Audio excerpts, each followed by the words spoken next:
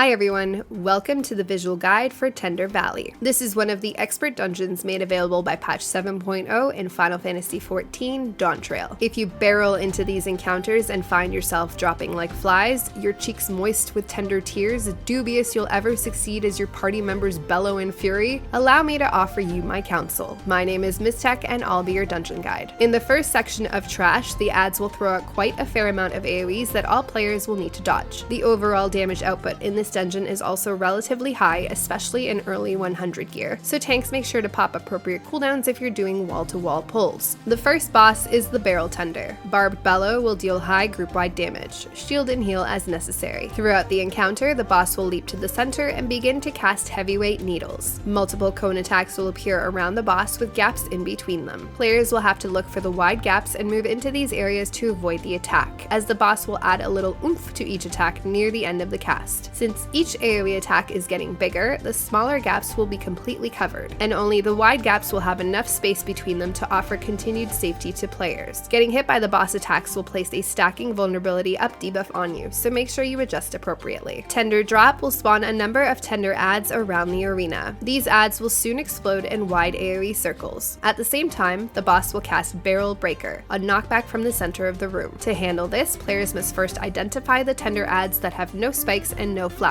These ads will explode in much smaller circles, offering a safe area near them from the other larger explosions. Once identified, players can either use a knockback immunity and stand near the naked tender ads, or allow the knockback to direct them towards the safe area. Next up, the boss will target a player with a stack-up marker. The group will need to stand together to share the incoming damage. When the boss jumps to the center and begins to cast Prickly Right or Left, players will need to move to the opposite side of the boss indicated by the cast. A half-room cleave telegraph will appear about halfway through the cast, but this attack will also be bolstered by the boss, leaving only a tiny safe spot directly opposite the unsafe side at the end of the cast. As soon as the side of attack is identified, players will need to stand right on the opposite side of the boss to avoid getting hit. Tender Fury will target the primary target with a heavy-hitting tank buster. Cooldown and heal as necessary. During the next Tender Drop ad spawn, the boss will cast Heavyweight Needles. Players will need to find a wide gap that's near a naked tender ad so that they are close enough to dodge into the safe zone of the ad explosions after the heavyweight needle AoEs grow and resolve. There is no knockback during this set of ads, so make sure you pre-position accordingly. At this point, mechanics will repeat until the boss is down. The next section of Trash doesn't have anything too unfamiliar. Dodge the usual attacks while burning everything down. The second boss is Anthracite. The main thing to notice about this boss is the room itself. There are 4 holes in the ground that each connect to outputs on the outer edges. These will come into play throughout the encounter, so keep them in mind for now. Periodically, the boss will cast Anthrobomb, indicated by these large gray arrows pointing to where the bombs will soon land. These bombs will explode in wide AoE circles, and players will have to find a space on the platform far enough away from each bomb to avoid getting hit. If the boss begins to cast a bomb directly into one of the holes on the ground, the arrow indicator will turn yellow. Players must identify if the bomb is going into a gray square hole or a red circle hole, as this will determine which of the outputs on the outer edge will activate. In this example, the bomb is going to a gray square hole, which means all of the gray square outputs on the edge will soon explode directly in front of them. To handle this, players will need to stand in between these outputs to avoid getting hit and knocked around. From this point on, anytime the boss casts Anthrobomb, players will need to dodge the circle explosions from the bombs that are landing on the platform and the line attacks from the appropriate outputs from bombs that are landing inside of the holes. An easy way to do this is to first move away from the circle bombs, and then do a final adjustment in between the outputs as necessary. Carbonaceous Combustion will deal group-wide damage. Healers be ready. Carniflagration will set off a few sets of bomb attacks in a row, and players will need to be ready to dodge each round of bombs as necessary. Players will also be targeted by these circle markers, and they'll need to spread from others in the available safe zones to avoid overlapping damage. Burning Coals will target a player with this stack-up marker. The group will need to stand together to share the incoming damage. Chimney Smack will target the primary target with a heavy-hitting tank buster. Cooldown and heal as necessary. All of these mechanics will repeat until the boss is down. The final set of Trash has some pretty typical mobs until you get to this last one. This ad will periodically tether to the pillars near the wall, causing them to blast line attacks directly in front of them. To avoid getting blasted, players can use the ruins to hide behind, avoiding the blasts altogether. Watch for circle ground attacks under players during this time as well. The final boss is the Greatest Serpent of Tyrol. Dubious Thule Disaster will deal group-wide damage. Shield and heal as necessary. Throughout the encounter, the boss will move to the center and cast Bouncy Council. Council, spawning adds around him that all face in random directions. These adds will begin to rock back and forth, throwing out long line attacks directly in front and behind them. To avoid getting hit, players will need to stand in the resultant safe areas until the attacks go off. Screes of Fury will target the primary target with a heavy-hitting tank buster, cooldown and heal. During the next Bouncy Council, the adds will instead begin to rotate, indicating that they will attack in wide AoE circles around them. Players will stand in the corner without an add to avoid getting hit. When the boss casts Greatest Labyrinth, players will get sucked into the center of the room, while directional tiles appear over the platform. The goal here is to end up in the circle tile in the corner before time is up, or you will die. To do this, you could follow the arrows backwards from the circle tile to determine which tile you should step into from the center. Getting sent into the wrong X corner tiles will place a heavy-hitting poison debuff on you, so be careful. The next Bouncy Council will spawn both line and circle adds. Players can first move far from the circle adds, and then determine where the safe zones are in between the incoming line attacks. Moist Summoning will spawn a giant slime that will target a player with this stack-up marker. All players will need to stand together to share the incoming damage. This attack will also leave behind a goo puddle, and the group will need to move out of it together as another stack attack occurs immediately after. This repeats 3 times until the gloop vanishes. The puddles will persist for some time, so watch your feet. The boss will then cast a knockback from one corner of the room, and players will need to pre-position to avoid getting knocked into the leftover puddles, or use a knockback immunity to avoid everything entirely. The boss can also spawn a number of AoE circle telegraphs that appear in succession across the platform. These will resolve in the same order they appear in, and players can stand near the first few to spawn, wait for the attacks to start going off before running into that area to avoid the rest of the attack. Immediately after, players will be targeted with these circle attacks, and they'll need to spread apart to avoid overlapping damage. At this point, mechanics will repeat until the boss is down. If you have any questions or comments, please let me know. Up next, we'll look at the Stray Burrow Deadwalk.